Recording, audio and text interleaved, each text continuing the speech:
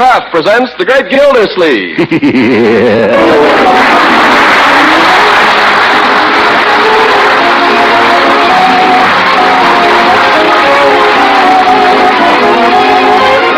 Kraft Cheese Company will also bring you Bing Crosby every Thursday night. Present each week at this time Harold Perry as the Great Gildersleeve, written by John Whedon and Sam Moore. We'll hear from the Great Gildersleeve in just a moment. What's the grandest, most appetizing aroma that ever wafted its way out of a kitchen? Well, for me, it's always been the tempting smell of flaky, crusty brown bread or rolls fresh from the oven. And say, did you ever spread bread or rolls when they're fresh and piping hot with delicious parquet margarine? Now, there's a way to really enjoy all of your baking favorites, to spread them with parquet margarine. For parquet's own fine flavor makes other foods taste better. Of course, that's to be expected. For parquet is the quality spread for bread made by Kraft.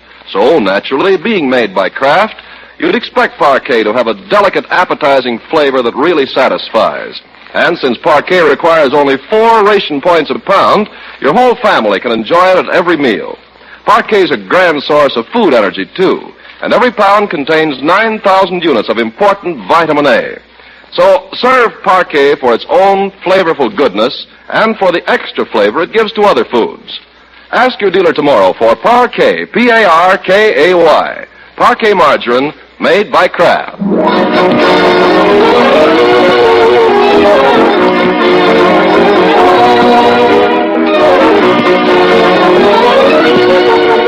Now, what of the Great Gildersleeve? Well, life has taken on new meaning for Gildersleeve since Miss Goodwin, Summerfield's new school principal, started introducing him to the finer things.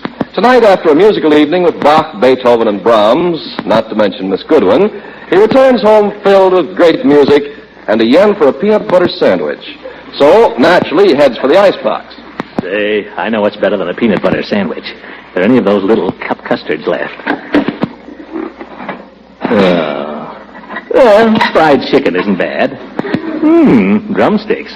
Yum, yum, yum, yum, yum, yum, yum. There you are, and don't you... Great, put down that cleaver. Mr. Gildersleeve, I thought you was a burglar. Well, I'm not, so go back to bed. Yes, sir. And stop worrying about burglars. Burglars are outdated. No one's seen a burglar in 10 years. Well, I don't know about that. I see plenty of people look like burglars to me. Hey, for cat's sake, what's going on? Leroy, what are you down here for? Well, I heard all this hollering. Quiet, you'll wake your sister. Oh, there's no danger of waking her. I guess I'll go back to bed then, Miss Gildersleeve. Yes, good night, Bertie. I guess we don't need to worry about waking Marge up. Sure you wouldn't like me to fry eggs? Something for you, Miss Gildersleeve? No, thanks, Bertie. Good night. You could holler your head off and you wouldn't wake Marge up. Why? What do you mean?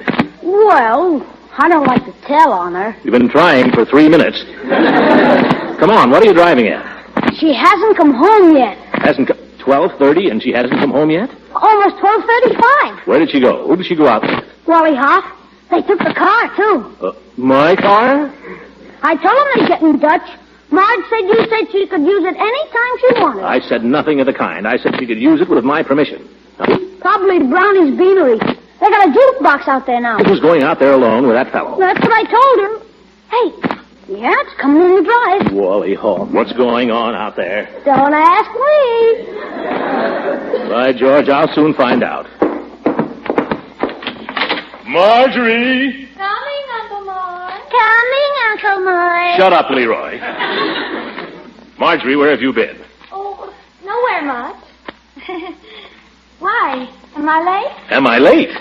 Is anybody else out there? No, he's gone. Young lady, from now on, there are going to be a few changes around here. Yeah, that's what I say. I told you to go to bed. Now get upstairs, both of you.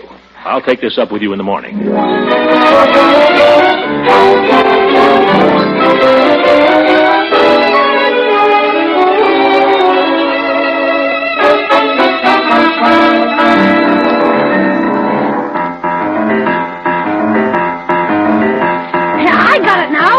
Pretty good, huh, Marge? I tell you, it can't be any good till you play something with the right hand, too. Well, I gotta perfect the left hand first. Good morning, Marjorie. Stop that racket, Leroy. What's that nasty little tune? That's not a tune, Unc. That's a boogie-woogie bass. What? Boogie-woogie is the latest style of piano playing. Leroy's trying to learn it. Well, I don't like it. We'll have no more of it. Oh, gee, huh? No argument. I want my breakfast. Oh, Bertie. Yes, Mr. Gildersleeve, your egg is on the fire. Thank you, Bertie. Now, you, young lady. Hmm? Since when do you think it's your privilege to borrow the car without my permission and stay out till after midnight? Well, Unky, darling, you weren't using it, so I thought... I had good reason for not using it. There's very little gas left in the tank, no more tickets till Wednesday, and I got to drive out to the reservoir this morning. Oh. Marjorie, did you drive very far last night? Well, not terribly. But we had to coast a little coming home. Great. The water commissioner's out of gas. Where did you go? To Brownie's Beanery. What did I tell you? Oh, you told, huh? Well, Little sneak. No, Marjorie. I asked him. It was after midnight. Well, there's nothing to worry about, Unc. I was with a perfectly nice boy. Wally Huff? Huff. The dentist's boy? Yes. He's very polite. He told me to be sure and thank you for the use of the car. Oh, I certainly appreciate that. What kind of a place is this Brownie's Beanery? Oh, it's a nice place. All the kids go there. What goes on there? Dancing? Some. Mostly we just listen to records. Yeah, they just sit around out there and listen to Frankie. Frankie who? Frankie Sinatra. Who's he? Are you kidding? In the blue of evening.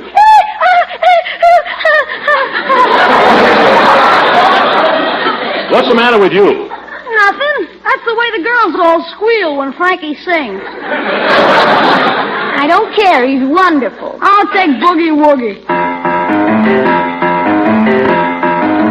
Leroy, you want to learn the piano? Well, sure. All right, you go back and take lessons from Miss Roots again. Oh, Unc, she's corny. She's a fine musician and a good teacher. She wouldn't know a hot lick if she heard it. Leroy, would you like to hear some hot licks? Oh, no. Then you'll report to Miss Roots this afternoon. I'll telephone her. Okay. Maybe that'll keep him out of my hair for a while. I haven't forgotten about you, my dear. You can stay home from Brownie's Beanery for a while. No dates for a week. A week? Yes, a week. Stay home for a few days. Get your mind on higher things than jukeboxes. But there's nothing to do around here. There's plenty. Read some good books. Listen to something worthwhile on the radio. Sit and think. But I hate to sit and think. Then do something useful. Mow the lawn. Wax the floors. Help Bertie in the kitchen. Where the devil is my breakfast? Bertie! Bertie! Bertie! Yes, sir. Here you are, Mr. Gildersleeve. Eggs over the easy, coffee nice and hot. Well, thank you. Gosh, Bertie, if you had brought it a minute sooner, you would have saved us a lot of trouble.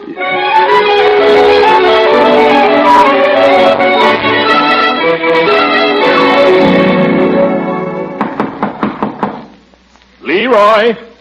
Marjorie, somebody go to the door. They're both gone, Mr. Gildersleeve. I'll answer it.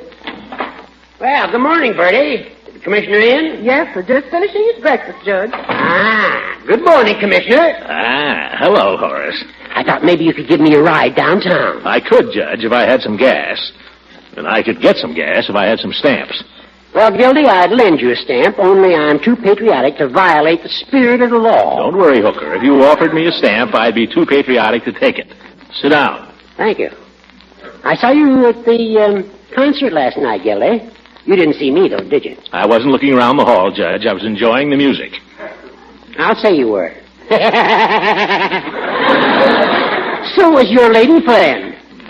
I think you made quite an impression on Miss Goodwin. Oh? What on earth could make you think that? I was talking to her the other day at school board meeting. She said she thought that you were the most sophisticated man she'd met in Somerville. Sophisticated? That's what she said. Well, that's what women like, isn't it, Judge? That's what I hear, Throckmorton. Great. Oh, I don't suppose this means anything to you one way or another, but I had a letter from Leila Ransom today, as her attorney, of course. That's nothing to me, Horace. Nothing at all. No, I thought not. But she's taking care of Beauregard's estate and the various other matters that were necessary after her husband's death, and she's coming back here to live. Wants me to get her house ready for her. Go right ahead, Judge. Do anything you like. I got a woman coming to clean it this afternoon, and I thought I might engage Leroy to mow the lawn if it's agreeable to you. Extremely agreeable to me. Leroy's the one you've got to persuade. Oh, that's fine. I'll leave the key to the house with him. I guess that takes care of everything. Oh, say, tell me one thing, Gildy. What is it, Horace? Well, it's like this, old man. You know, I always had a kind of a soft spot in my heart for Leila.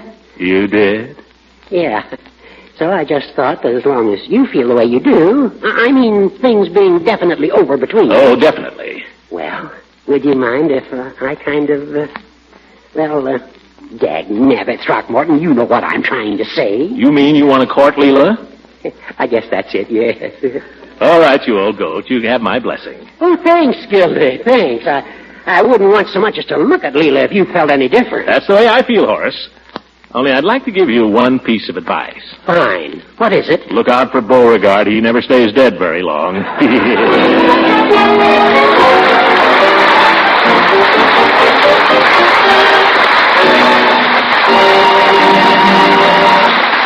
The great Gildersleeve will be with us again in a few seconds. Now, I know that thoughtful mothers everywhere are concerned these days with keeping their families well nourished. And that's all the more reason you'll want to serve Parquet margarine, the grand-tasting quality spread for bread.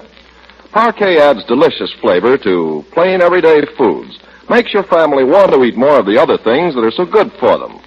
Parquet has fast become the favorite spread in millions of American homes because it's so deliciously good on bread, hot toast, and rolls. But that's only half the story. Parquet in itself is a wonderfully nourishing food, actually one of the best of all energy foods.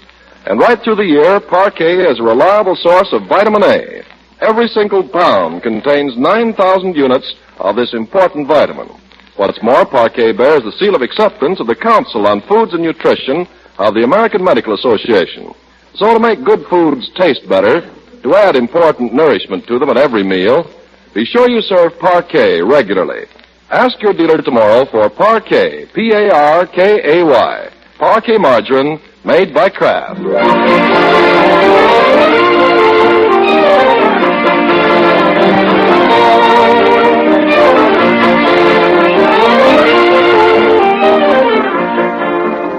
Now let's get back to the great Gildersleeve and his campaign to bring culture into the home. Supper is over and our hero is stretched out comfortably in his easy chair, reading the news of the day.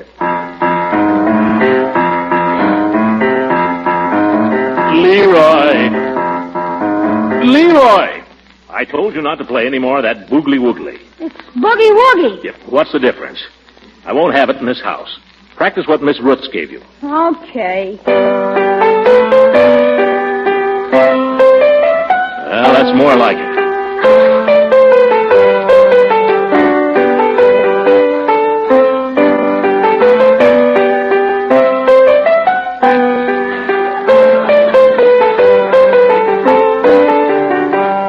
Well, you're beginning to play that very nicely, Leroy. You think so? Gee, thanks.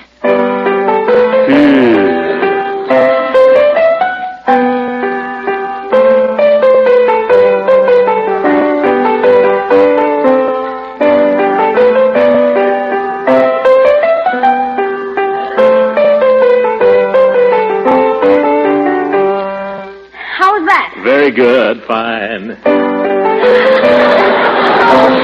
Leroy, are you going to play that corny piece all night? It's not corny, and anyhow I have to practice, don't I? Well, for goodness sake. Yes, Marjorie has to practice. Yeah.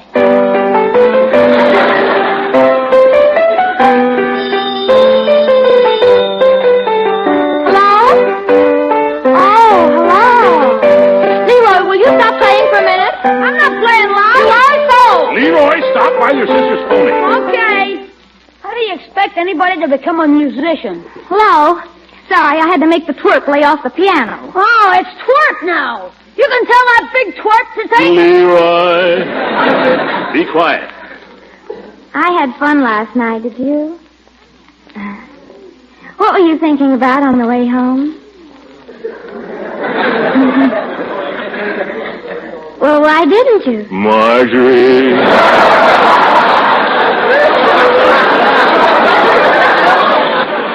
What's the matter, Unc? I won't have that kind of talk in this house. Say goodbye and hang up. Well, a boat. Wally, my uncle wants to use the phone. I'll call you back. Oh, no, you won't. No, you better call me back. Goodbye. Leroy, stop that for a minute. Gosh, what now? I'd like to say something about the telephone in this house. It's here primarily for my use and for my needs. I'm a public servant in Summerfield, and it should be possible for citizens to reach me at any hour. Besides, I might like to make a phone call myself occasionally. Is that clear? You mean I can't call anybody? Only if it's important. You understand that? Yes, sir. Leroy? Yep. Very well.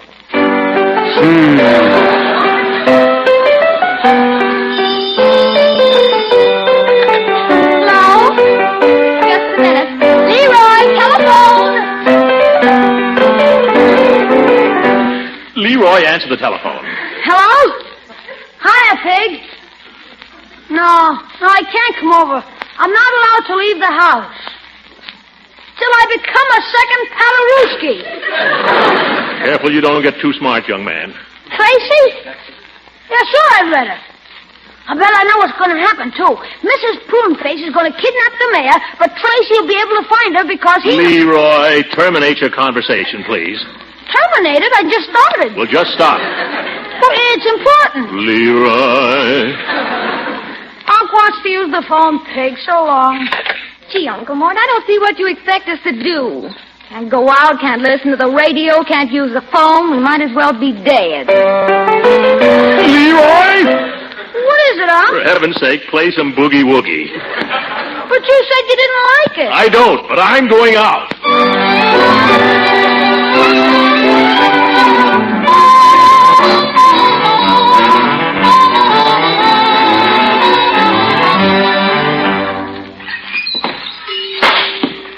Hello, Mr. Gilderdersleeve. Hello, Peavy. Say, I'd like to use your telephone, if you don't mind. Certainly. You'll find it right there in the phone booth. Thanks. I can't get near my own phone at home, Peavy. The kids are on it day and night. Got change, Mr. Gildersleeve? Wait till I see. No, guess I'll have to have a nickel. Well, just reach up on top of that molding there beside the booth. What? Where? Right next to the booth there. Oh, yeah, I feel them. Why, these are slugs. I know. I just keep them there for my own convenience. Peavy, you're a slippery fellow. Well, no, I wouldn't say that. It's my phone booth. I don't run it for profit, just a service to my customers. While you're at it, why didn't you get one large enough so your customers could get in it? Standard phone booth. Enough room in here to turn around even. Do you need to turn around? Can't even get the darn door shut. Yeah, that's all right. You can leave it open. I won't listen. It's not that. I don't want every Tom, Dick, and Harry eavesdropping. I have some private business. You know, I find that most people who make phone calls from drugstores have private business. Consequently, I make a point of not listening. Hello? Miss Goodwin? This is Mr. Gildersleeve. You better speak up, Mr. Gildersleeve. She'll never hear you that way. Quiet, Peavy. Excuse me a moment till I see if I can get a little privacy here. This darn door. Go on, shut. There. Pardon the interruption, Miss Goodwin. Just trying to quiet Leroy. Boys will be boys. Me? Oh, just sitting here with a good book. I called because I wanted to tell you how much I enjoyed last evening. There's nothing I enjoy like good music. In fact, I thought if you weren't doing anything tonight, perhaps you might like to... Oh, that's too bad. Well, perhaps another... Oh, well, I'll... Yeah. Good night. Rats. Oh, well... Can't open the door. I'm trapped. Get me out of here. Peavy! Don't stand there making faces. Peavy, do something. Can't you see I'm stuck? I can't move. I can't breathe. Peavy, get me out of here. Peavy! Peavy! Well, there go the profits. Well, why didn't you do something? Well, you would close the door, Mr. Gildersleeve. Don't argue now. Get me out of here. Well, there's no need to get panicky, Mr. Gildersleeve. Easy does it. Just contract. Contract? Make a little room for the door. Breathe out. No, out. Deflate. Easy enough. Nothing to get alarmed about. There was no air in there, Peavy. I was suffocating. Nonsense, Mr. Gildersleeve. I've seen people go into that phone booth and not come out for an hour and a half. I'm sorry I wrecked your booth. Send me a bill. Oh, that's all right. Just a matter of replacing the glass. You sure you're all right? You didn't cut yourself? No, I'm all right. I won't sue you this time, Peavy. Good night. Mr. Gildersleeve. Yeah? How did the phone call come out? I didn't hear. That's why I closed the door. Good night, Peavy. Good night. maybe I won't replace that glass.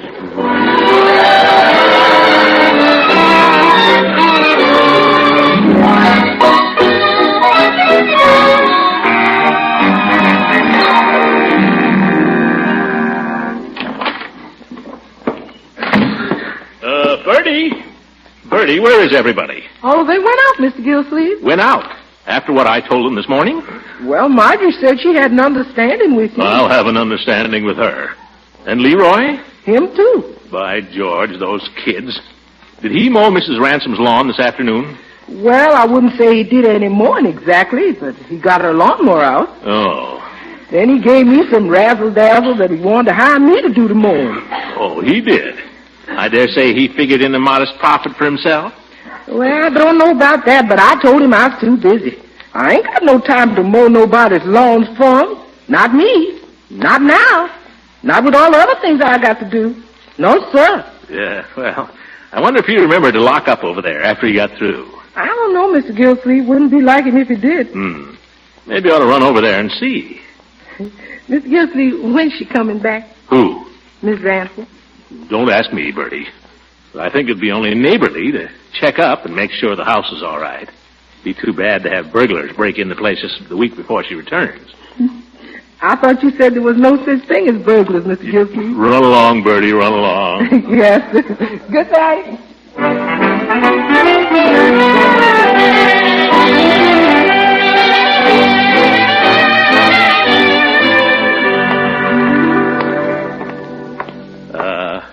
What a night. What a night. And what a moon. I'll lay 10-1 Leroy left that door unlocked. Yeah, just as I thought. A fine caretaker hooker is. Maybe I ought to go in and look around. See if Leroy's been up to any mischief. Where's that switch? Oh, great, no electricity. Well, lucky there's a moon. Guess if I'm careful, might take a look in the kitchen.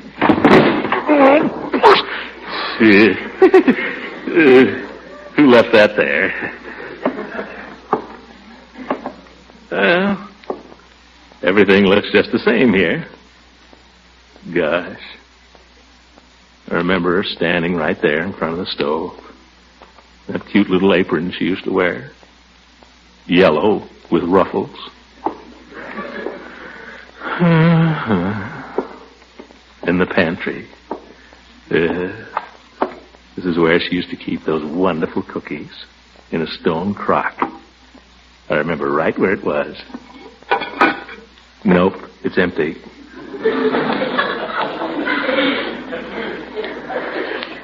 Oh, well. Do I remember this? She was setting the table, and I tiptoed right up behind her, stole a kiss right on the back of her little pink neck.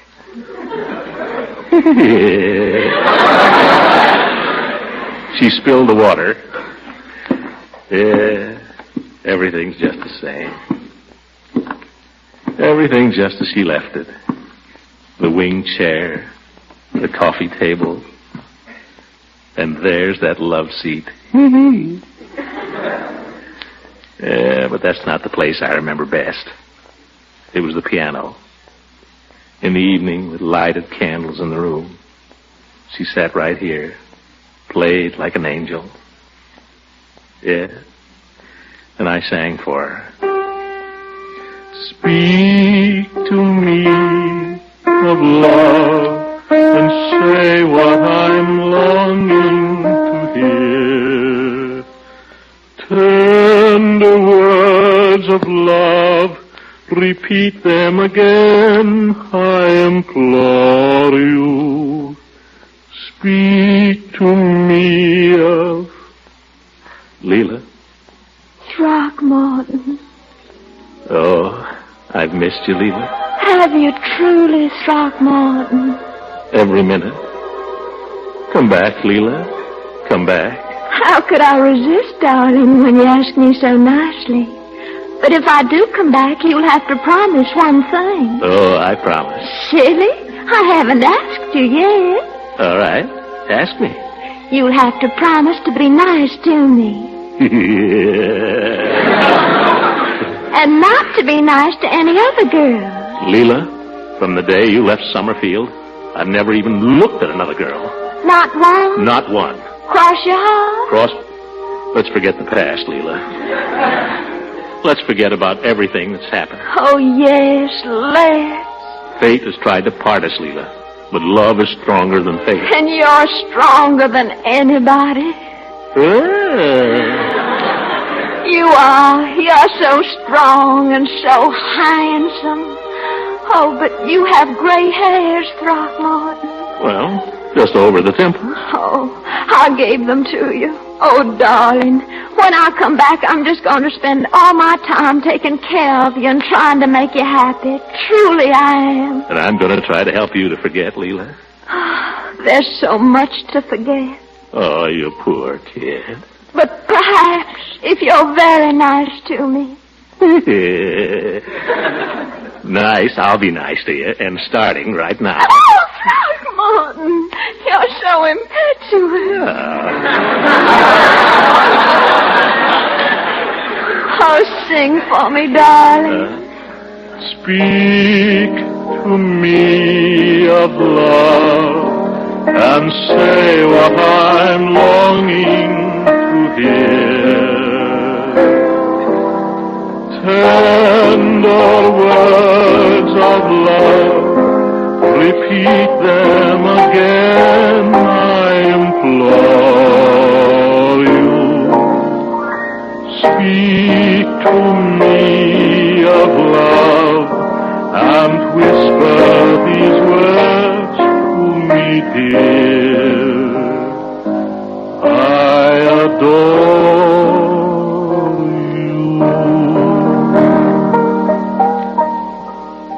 Good night, my darling. Good night, beloved. Hooker! Talking to yourself, Gildy? Well, I wasn't talking to you. How long have you been here? Long enough. Well, get out of here, Hooker, and keep away from my girl.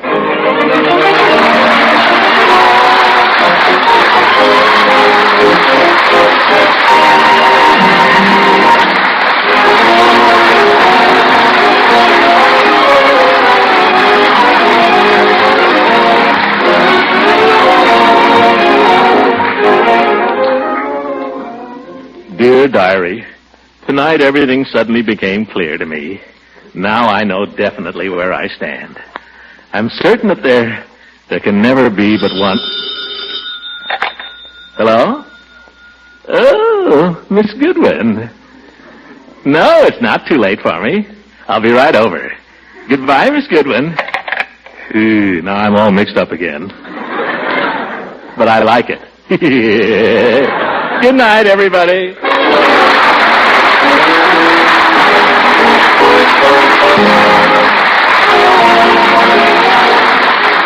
Music heard on this program was under the direction of Clark Sweeten. This is Ken Carpenter speaking for the Crown Cheese Company, inviting you to listen again next Sunday for the further adventures of the great Gildersleeve.